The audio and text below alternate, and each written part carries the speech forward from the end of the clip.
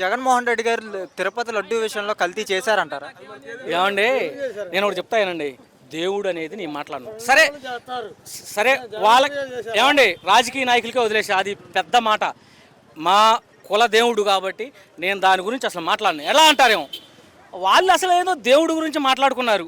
దేవుడిని అలా అనకూడదు మనం. నేనుగా దాని గురించి మాట్లాడను. అదేంటంటే ఆ దేవుడికే వదిలేద్దాం. ఇప్పుడు జగన్మోహన్ రెడ్డి గారు గతంలో వాలంటీర్ సిస్టమ్ సచివాలయ వ్యవస్థలను తీసుకొచ్చి పాలిచ్చాడు. ఇప్పుడు జగన్మోహన్ రెడ్డి అటు ఆ సిస్టమే వేస్ట్ అన్నట్టు చంద్రబాబు నాయుడు గారు మాట్లాడుతున్నారు. 50 ఏళ్ళకి వారంటీ పెట్టినంటే జగన్ది నెంబర్ 1 అని ఆయన ఒప్పుకున్నాడు. టీడీపీ ఎమ్మెల్యేలే చెప్పారండి, 50 ఏళ్ళకి ఇంటికి పోయి ప్రభుత్వం ఇంటికి పోయి నీకేం కావాలని ఆయన అడిగిన ప్రభుత్వం వైఎస్ రాజశేఖర రెడ్డి, వైఎస్ జగన్ ప్రభుత్వం. అలాంటి ప్రభుత్వం ఆయనే ఒప్పుకున్నాడు. టీడీపీ ఎమ్మెల్యేలే అన్నారు నెంబర్ 1 మేము మిమ్మల్ని తీసేయము, అది కొనసాగిస్తాం, నెంబర్ 1గా చేశాడు జగను అని చెప్పాడు. ఏమండి, జగన్ అనే ఆయన ఆటో వాళ్ళని అందరినీ అసలు వీళ్ళు వాళ్ళని కాదు మొత్తాన్ని కాపాడారు. అయితే ఒకటి మరి ఏం జరిగిందో తెలియదు, మాకు చెప్పుకోవడం తెలియక, ఏది మేము చేసిన పథకాలు కానీ మేము చేసిన అభివృద్ధిని కానీ మేము చెప్పుకోలేక మేము కోల్పోయాం. ఒకటి విశాఖపట్నం అసలు అవసరమే లేదన్నారు. ఇవాళ టీడీపీ ప్రభుత్వం వచ్చాక విశాఖపట్నం ఎన్ని పోయినాయి మీకు తెలియదా? మీకు తెలుసు. విశాఖపట్నం కొన్ని కంపెనీలు పోయినాయి. అంటే విశాఖపట్నంలో ఆల్రెడీ జగన్ గారు చెప్పేశాడు. కాదు, జగన్మోహన్ రెడ్డి నిజంగా రుషికొండ ప్యాలెస్ జగన్మోహన్ రెడ్డి గారిది, అది కుటుంబ నాయకులు అంటున్నారు. ఏమంటే, జగన్మోహన్ రెడ్డి ఆడుకుంటున్నా ఇప్పుడు ప్రభుత్వం ఆడుకుంటుందా? ప్రభుత్వాన్ని కాబట్టే ప్రభుత్వం. జగన్మోహన్ రెడ్డి సొంత అనుకోండి ఆయనే ఉండేవాళ్ళు, లేకపోతే ఆయన తరపులు ఉండేవాళ్ళు. ఇవాళ ఎవరు ఉంటున్నారు? ప్రభుత్వం ఉంటుంది అంటే ఆంధ్రప్రదేశ్ ప్రభుత్వం ఉంటుంది. ఆంధ్రప్రదేశ్ ప్రభుత్వం ఉంటే అది ఎవరిది? ఆంధ్రప్రదేశ్ ఆస్తి అన్నమాట. అది తప్పే ఉందంటూ ఆ రోజు కట్టాడు, ఇవాళ వాడుకుంటున్నారు, రేపు ఇంకోటి కడతాడు, వాడుకుంటారు. తప్పే ఉంది దాంట్లో. మంచిదే. ఇవాళ నిన్నగాక మొన్నే చెప్పాడు కదా, నేను అక్కడ ఇది ఇస్తానని వాళ్ళకి. ఎవరికి?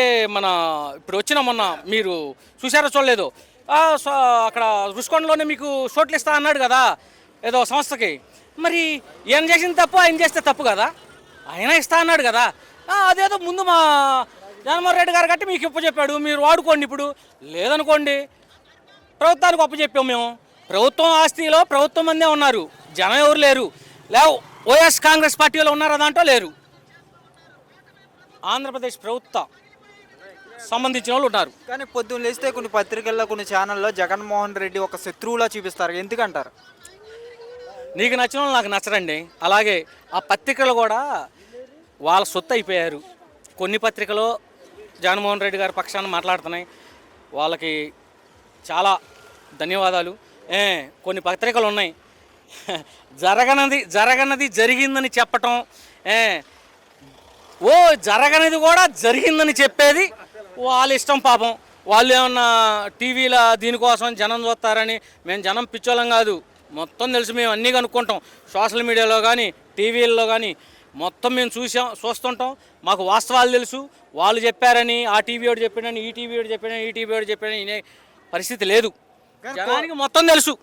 కూటమిలో పవన్ కళ్యాణ్ గారి పరిస్థితి ఏమిటి? ఇక ఆయనది ఏముంది పాపం, చెప్పండి మీరు. ఆయనది ఏమన్నా సాగితే చెప్పాలి. పాపం ఆయనది ఏమీ లేదు. ఆ సినిమాలు ఏంటి, ఆయన ఏంటి, ఇవాళ ప్రభుత్వంలో ఉన్నా ఆయన పాపం దమ్మి అన్నట్టుగా ఉంటాడు. పాపం ఇవాళ ఆయనది మనం చెప్పుకోకూడదు. మొన్నే అక్కడ ఆయన పోటీ చేసింది అక్కడ పిఠాపురంలో మనం కొట్టుకున్నారు పాపం వాళ్ళే. ఎందుకు నాయన అంటే మంచిగా లేదు మా వ్యవహారం అంటున్నారు. ఇక అట్లా ఉంటుంది పాపం. ఆయన మనిషి చెప్పుకోవడం కూడా తప్పే. కానీ 15 ఏళ్ళు కలిసే పోటీ చేస్తామంటున్నారు. 15 ఏళ్ళు కాకపోతే 20 ఏళ్ళు చేసుకోవాలండి. ఆయన ఉన్నా ఒకటే లేకపోయినా ఒకటే. ఆయన దమ్మటే ఇవాళ దమ్మి చేశాడు, రేపు అసలు ఆయనకి ఓట్లు అనేది లేకుండా చేస్తాడు, మళ్ళీ అక్కడికే వెళ్తాడు. దాంట్లో సమస్య లేదు. మా చంద్రబాబు నాయుడు అసలు వాళ్ళకి ఓట్లు అనేది లేకుండా చేస్తాడు, కన్ఫామ్ ఇది.